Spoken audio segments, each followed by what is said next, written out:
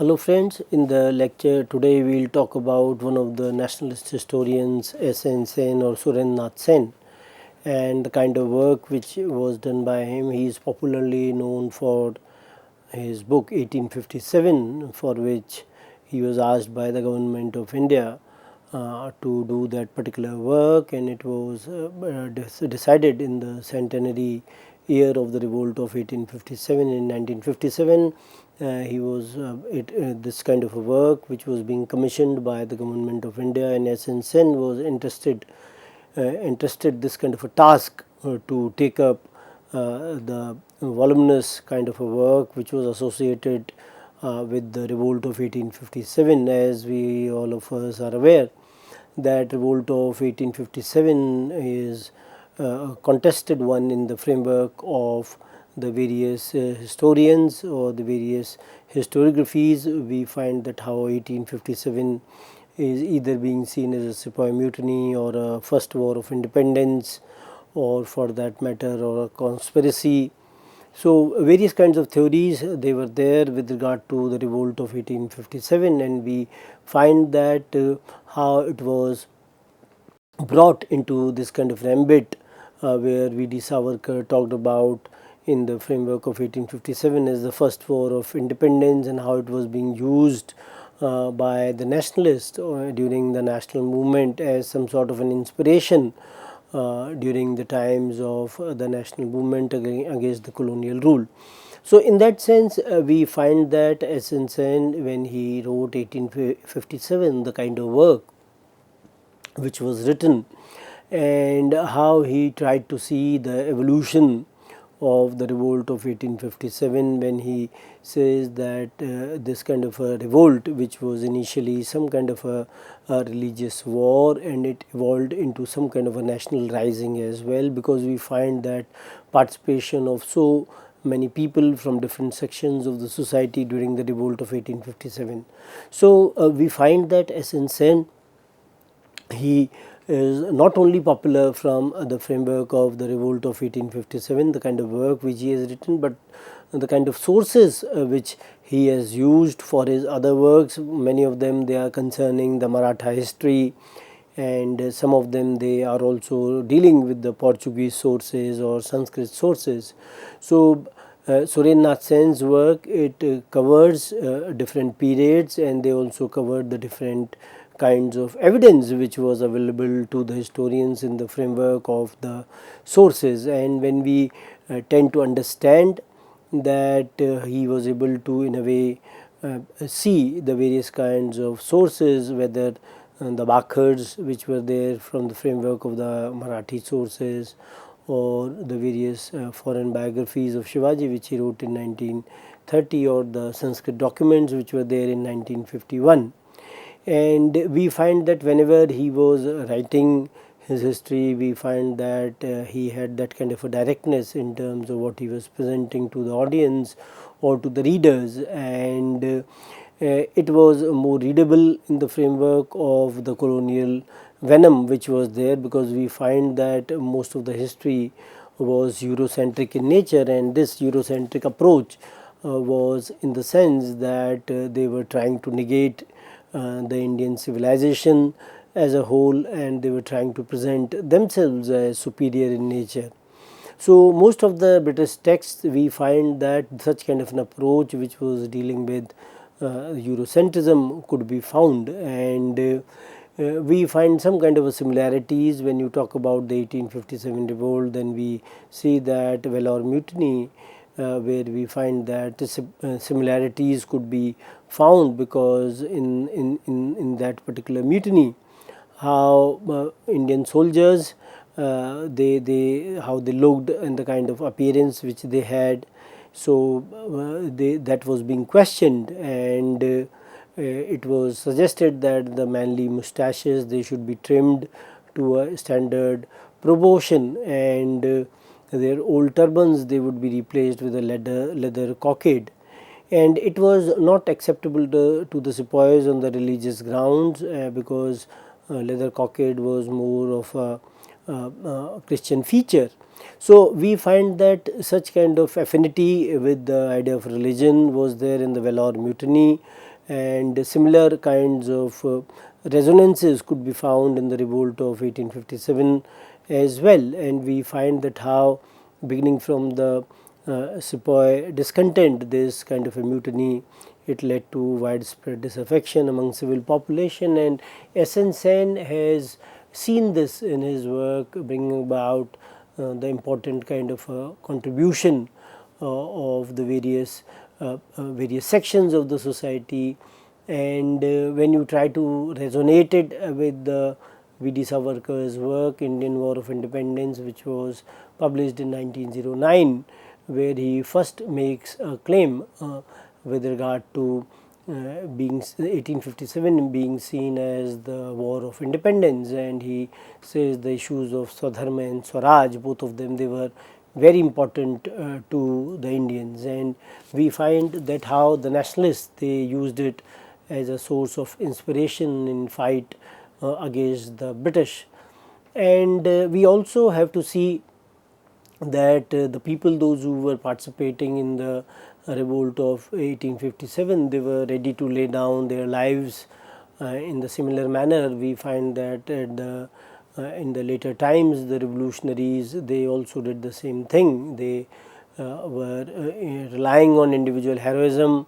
and how they were ready to sacrifice themselves for the nation or the country. And we find that how the people, those who were there in the revolt of 1857, they were coming from the various sections of the society,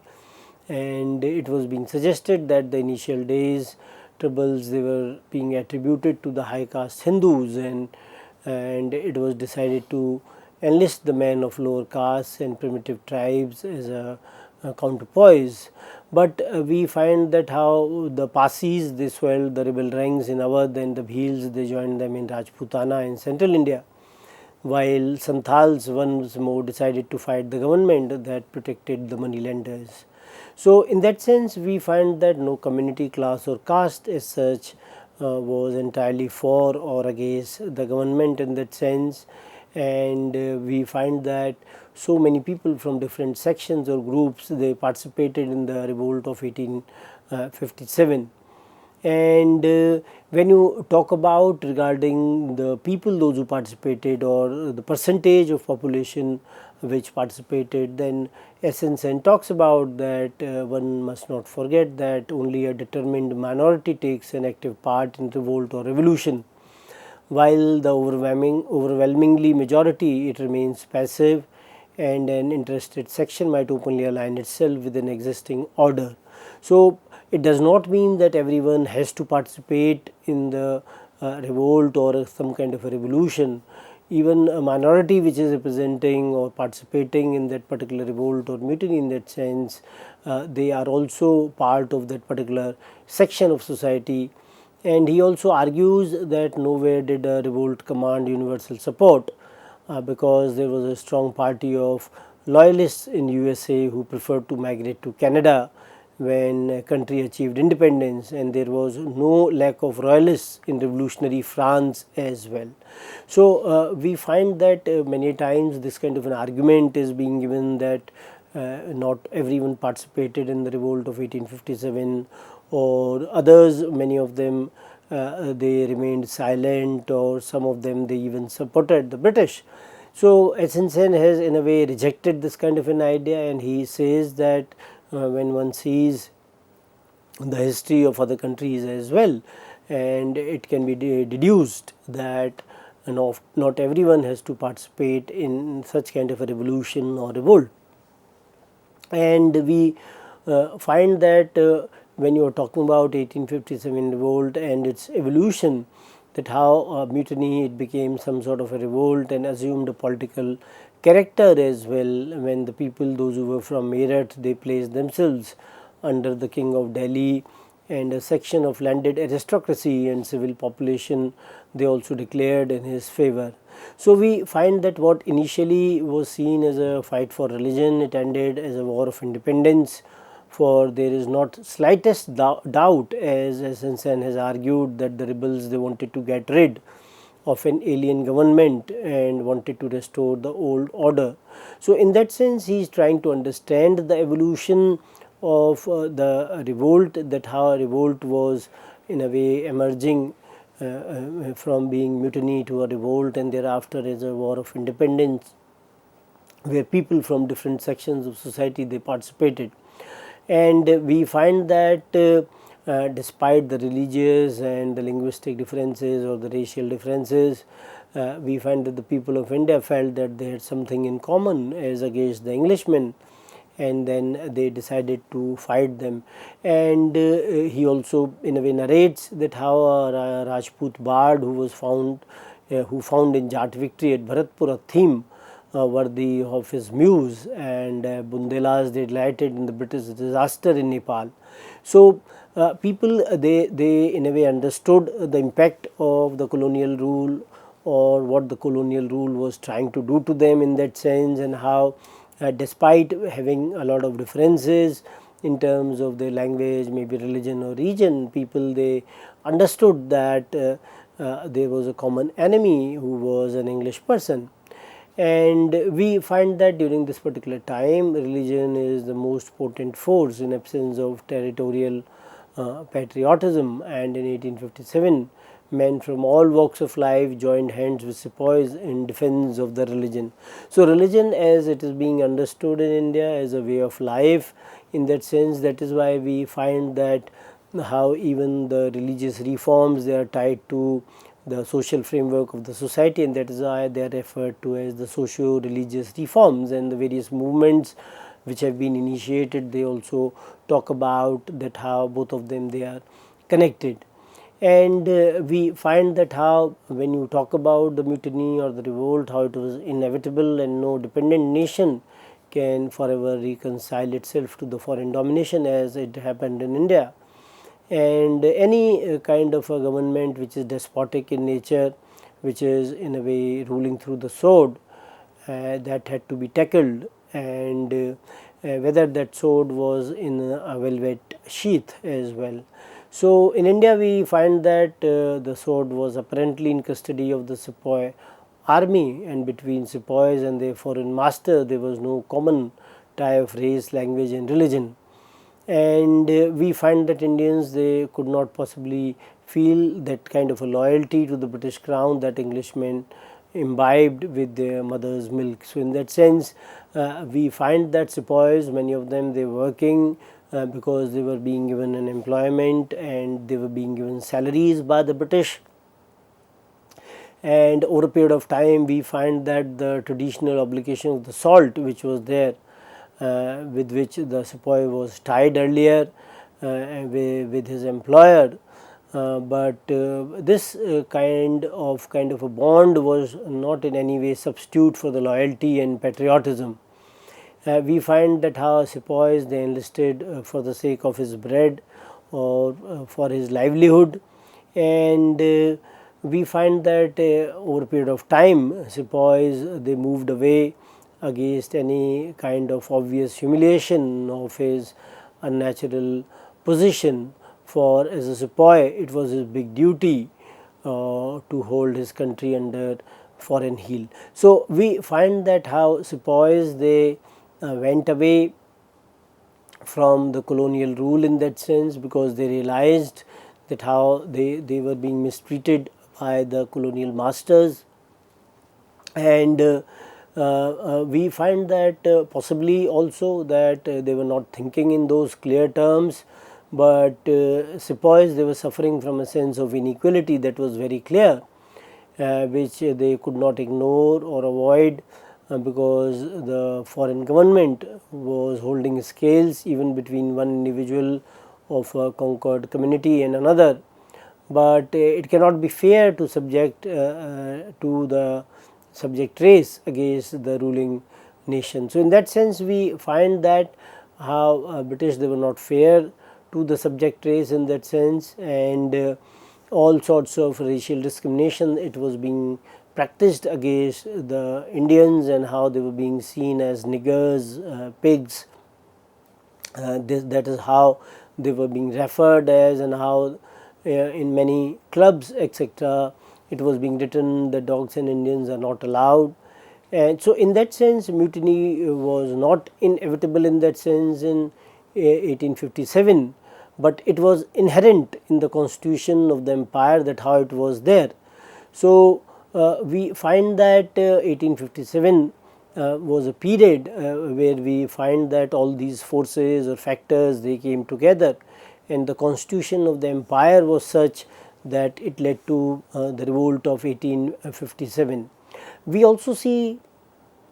when you talk about that how memory is there with regard to the mutiny, we find that during the two world wars the Indian revolutionaries did not relax in their efforts to organize another military rising, Indian National Army and Royal Indian Navy revolt. If you tend to understand them, both of them, that how revolutionaries, whether in India or abroad, whether it was the Gadar movement or the contribution of Shamaji Krishna Varma, Bhikaji Kama, and in India we find Bhagat Singh and Rajguru and others, HSRA, etc. And before that Chapekar brothers, for that matter, or Shanti or Suniti Chaudhary and Kalpana Datta, all these revolutionaries, they were definitely playing an important role in earlier times, and during the two world wars as well. We find that how Surya Sen and others with their group were trying to harass the government, and we find that the British government in India became more and more convinced that in their political struggle with nationalist India, they could not entirely depend upon the army. Apart from the kind of work which was being done by S.N. Sen on the revolt of 1857, with which he is largely associated, we also find that he has also dabbled in other sources, because the revolt of 1857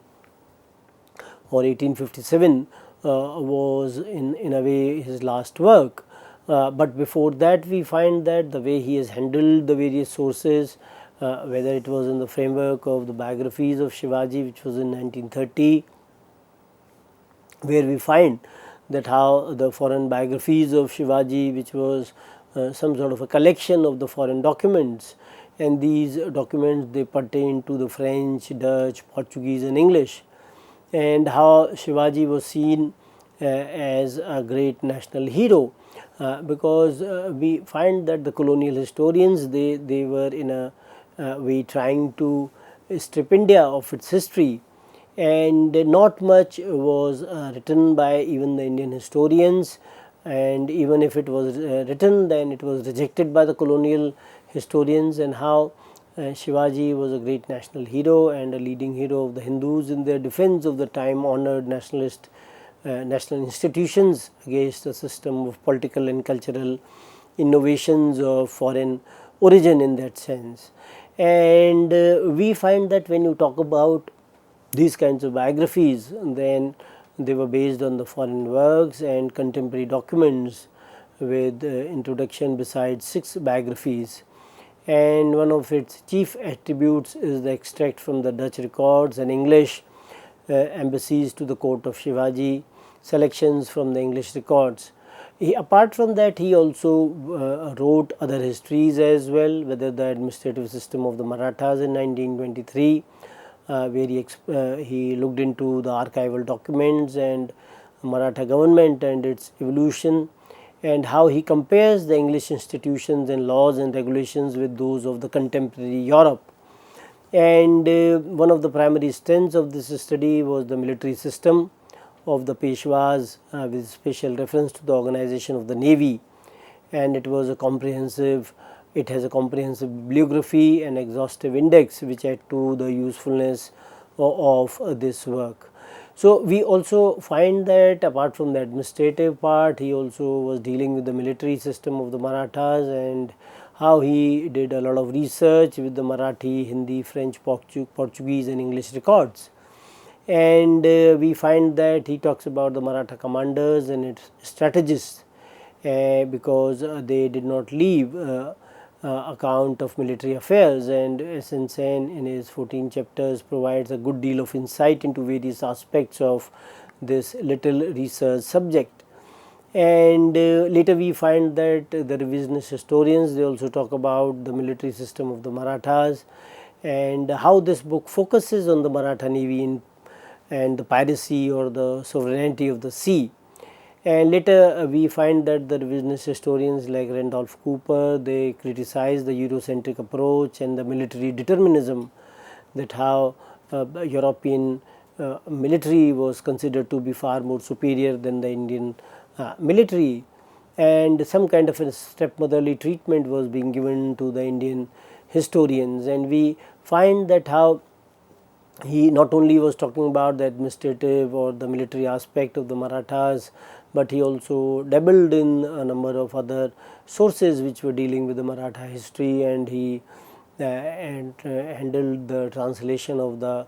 Sabhasad Bakhar with the extracts from the Chitnis and Shiva Digvijay Bakhars. So, a number of Bakhars were the local kind of sources of the Maratha history, and how S.N. Sen also handled these sources, and he wrote these, he handled these sources for the students of Maratha history who were not aware or who did not know Marathi. And in these documents we find that how life of Shivaji and his encounter with Afzal Khan and his meeting with Aurangzeb, they have been mentioned apart from the other exploits of Shivaji. Then we find that he also dabbles in other kinds of sources, historical records at Goa, and he submits some kind of report on that, and the Portuguese sources of the Maratha history, Shivaji's treaties with Portuguese, navy of the Marathas, Karkhanas of Marathas, Rajaram, all of them, they have been dealt by him. Then he also writes studies in history in 1930, where he talks about the historical records at Goa and the Hinduism and the Mohammedan heretics during the Pathan period, and English procurator at Shivaji's court, various Hyder Ali's fleet, all these things they have been, though there is not one kind of a narrative, different kinds of narratives, they are being taken up by him and how they are being dealt by him. And then we also see that he also talks about the Sanskrit documents in 1951, and these papers are of diverse dates and characters, they do not belong to any particular series, and but he handles these records in the Oriental languages in 1951, and this also suggests that he had this kind of a capacity to deal with various kinds of sources, and these records they have been dealt by him, and they are dealing with various periods and different rulers, whether it was Yashwantrao Holkar and others. And we find that when you talk about this kind of a heterogeneous material, but these individual materials and documents are important in that sense that they have to be seen in some kind of a reference to its context. So, we find that S.N. Sen's work, the way he handled those sources, the kind of objectivity which he had, and how he used the evolved ideas, the religious aspect of revolt to the mass character of uprising which he talks about. So, he in a ways was trying to reclaim the Indian history from the clutches of the colonial and Eurocentric ideas. With this, I would like to end the discussion. Thank you very much.